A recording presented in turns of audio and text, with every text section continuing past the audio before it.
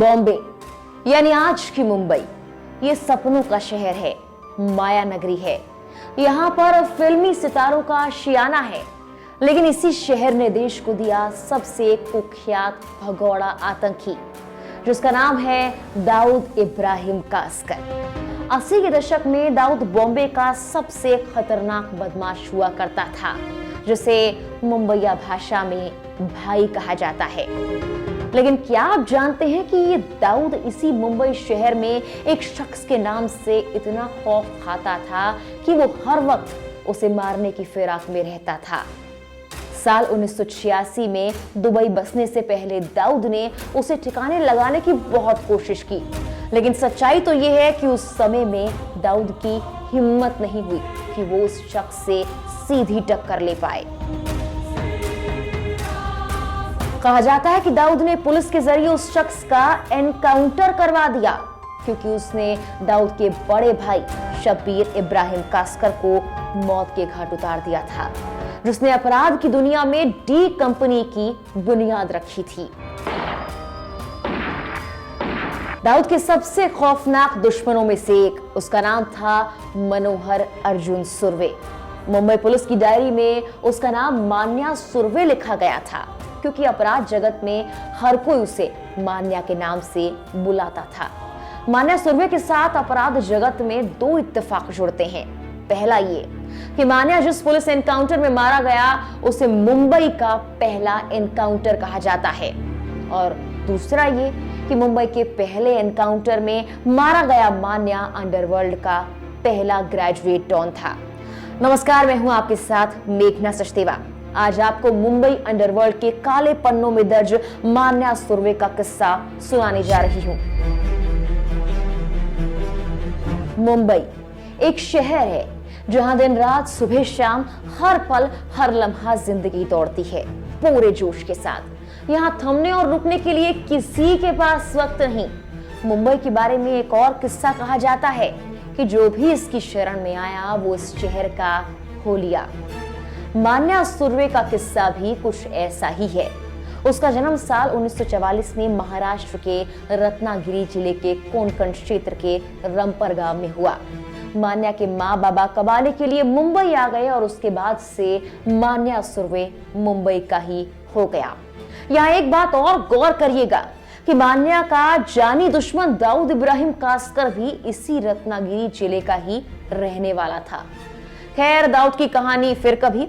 आज तो उसकी बात करते हैं जिससे दाऊद भी खाता था खौफ। मुंबई के कीर्ति कॉलेज से ग्रेजुएशन करने वाला मान्या 60 के दशक में तो सही रास्ते पर था, लेकिन उसके लक्षण तब खराब होना शुरू हुए जब वो अपने सौतेले भाई भार्गव दादा और उसके दोस्त सुमेश देसाई की खराब सोहबत में आया। उन दिनों भार्गव दादर इलाके का छोटा मोटा मवाली हुआ करता था, लेकिन उसके साथ अपराध की ट्रेनिंग ले रहा मान्या उससे भी ज्यादा खतरनाक और शातिर था। ऐसा माना जाता है कि मान्या ग्रेजुएट था तो उसमें सोचने और प्लानिंग करने की सलाहियत भार्गव से ज्यादा थी।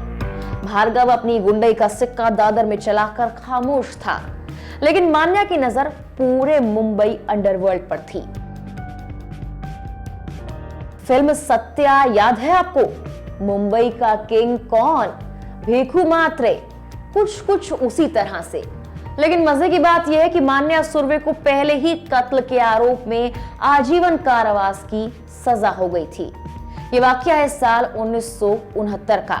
मान्या के सौतेले भाई भार्गव के साथ दांदेकर नाम के एक शख्स की अदावत चल रही थी। भार्गव, मान्या और दांदेकर के बीच दादर में टक्कर हो गई और उसी समय मान्या के हाथ दांदेकर के खून से रंग गए। कहा जाता है कि मान्या हर समय अपने पास एसिड की बोतल्स रखता था। उस जमाने में पिस्टल और रिवॉल्वर का उतना चलन नहीं था और पुलिस के पास भी राइफल हुआ करती थी। खैर, हत्या के कुछ ही दिनों के बाद मान्या को पुलिस ने पकड़ा और साल 1975 में कोर्ट ने उसे आजीवन कारावास की सजा दे दी। उसे पुणे की यरवादा जेल में भेज दिया गया। जेल में जाते ही मान्या की टक्कर हुई सुहास भटकर के चेलों से। मान्या बैरक में ही भटकर के चेलों को कूटने लगा। जेल वार्डन ने फौरन घंटी बजाई और 3-4 सिपाही भागे, मान्या के बैरक में पहुंचे और उसकी अच्छे से मरम्मत की। लेकिन मान्या कहां मानने वाला था। वो अक्सर सुहास भटकर के चमचों को पीटता रहता था। अंत में तंग आकर जेल प्रशासन ने उसे रत्नागिरी जेल में शिफ्ट कर दिया। जहां पहुंचते ही उसने नया नाटक शुरू कर दिया। जी हाँ, उसने खाना पीना ही छोड़ दिया। धीरे धीरे मान्या की तबीयत खराब होने लगी। जेल अधिकारियों ने उसे रत्नागिरी के जिला अस्पताल में भर्ती कराया, जहां से वो सिपाहियों की आंख में धूल झोंक कर 14 नवंबर 1979 को फरार हो गया। फरार होने के बाद मान्या सीधे मुंबई पहुंचा, जहां उसने गुनाह की दुनिया में रखा था अपना पहला कदम। फरार मान्या और भी खतरनाक हो गया था। सुरवे ने अपना गैंग बनाया और उसमें धारावी के बदमाश शेख मुनीर और डोंबिवली के गुंडे विष्णु पाटिल को शामिल किया। दादर, धारावी और डोंबिवली में ये बात फैल चुकी थी कि मान्या जेल से फरार होकर मुंबई में दाखिल हो चुका है। कई जगहों से उसने हफ्ता वसूली भी शुरू कर दी थी। बेखौफ मान्या ने 5 अप्रैल 1980 को दादर से चोरी की एक एम्बेसडर कार और जाकर लक्ष्मी ट्रेडिंग कंपनी में 5700 रुपए लूट लिए। अभी पुलिस लूट के मामले को समझ पाती कि 15 अप्रैल को मान्या ने अपने साथी शेख मुनीर के दुश्मन शेख अजीज की हत्या कर दी। मान्या कितना खूंखार हो चुका था, इसका अंदाजा आप इस बात से लगा सकते हैं कि अजीज की हत्या के ठीक 15 दिन बाद यानी 30 अप्रैल को उसने दादर पुलिस स्टेशन के पुलिस कांस्टेबल को छुरा मार दिया। मान्या सुरवे के अपराध से मुंबई पुलिस की डायरी के पन्ने भरते जा रहे थे और वो लगातार सिरदर्द बनता जा रहा था। दूसरी तरफ डी कंपनी भी तेजी के साथ उभर रही थी।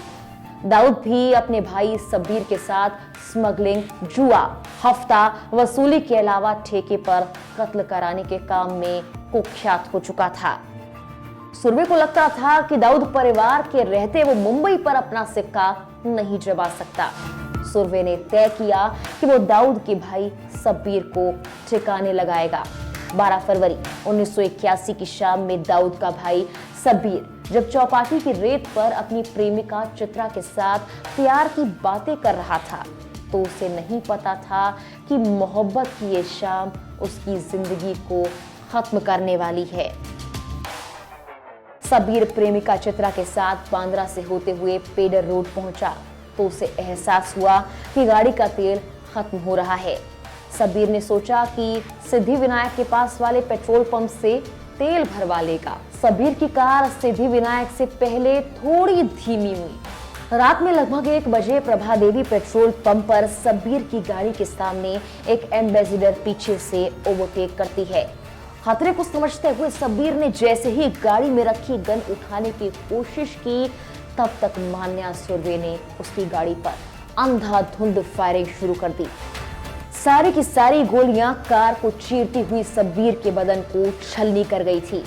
मान्या ने कुल 9 गोलियां सब्बीर के बदन में उतार दी, लेकिन सब्बीर तब भी नहीं मरा। मान्या ने गन फेंकी और रामपुरी चाकू निकाला। सब्बीर के गोली से छलनी शरीर पर उसने ताबड़तोड़ कई वार किए। दाऊद के भाई सब्बीर की मौके पर ही मौत हो गई। रात में लगभग 2 बजे दाऊद ने शब्बीर की लाश पर कसम खाई कि वो मान्या को नहीं छोड़ेगा। उसके आदमियों ने मान्या के अड्डों पर हमला कर दिया। दाऊद ने बहुत तलाश की, लेकिन मान्या का कहीं पता नहीं चल पा रहा था। सब्बीर को मारने वाले मान्या को ठिकाने लगाने के लिए दाऊद प्लान बनाने लगा। दाऊद के दिमाग में बस एक ही बात चल रही थी और वो थी भाई के कत्ल का इंतकाम। वहीं सब्बीर की हत्या के कारण मुंबई पुलिस की खूब किरकिरी हुई। दाऊद की मुंबई पुलिस में अच्छी पैठ थी।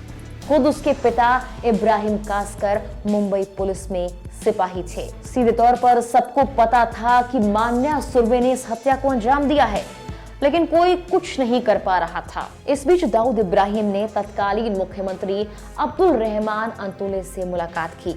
कहते हैं कि सीएम रहमान ने भी दाऊद के भाई की हत्या पर अफसोस जताया और सब्बीर के हत्यारों को सजा दिलाने की बात कही। मुख्यमंत्री अब्दुल रहमान अंतुले भी दाऊद और मान्या की तरह कोंकण क्षेत्र से आते थे। उन्होंने मुंबई पुलिस के तत्कालीन पुलिस कमिश्नर जूलियो रिबेरो को बुलाया और मान्या सुर्वे के बारे में सख्त एक्शन लेने के लिए कहा। सीएम का आदेश मिलते ही जूलियो रिबेरो ने एक स्पेशल सेल बनाया, जिसे पहला टारगेट मान्या सुर्वे का दिया गया। इस स्पेशल सेल में सीनियर पुलिस इंस्पेक्टर यशवंत भिड़े, राजा तंबत, संजय परांडे, इसाक बागवान जैसे तेज तर्रार अफसर थे। अब मान्या की अंतिम गिनती शुरू हो गई थी, लेकिन इस बात से बेफिक्र मान्या एक दूसरी दुनिया में खोया हुआ था।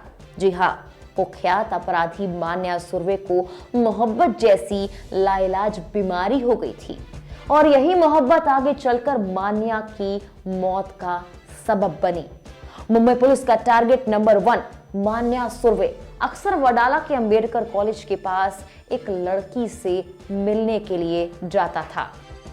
स्पेशल सेल को भी इस बात की जानकारी मिली थी। टीम इसी सूचना पर काम कर ही रही थी कि 11 जनवरी 1982 को उसे मुखबिरों से पता लगा कि मान्या सुबह में ही 10:30 बजे वडाला के अंबेडकर कॉलेज आने वाला है। मुखबिरों की पक्की सूचना के आधार पर स्पेशल टीम वडाला के अंबेडकर कॉलेज के आसपास फैल गई। तकरीबन 10:35 पर एक लड़की बस स्टॉप पर आकर खड़ी होती है। मुखबिरों की सूचना के मुताबिक वो मान्या सुर्वे की प्रेमिका थी।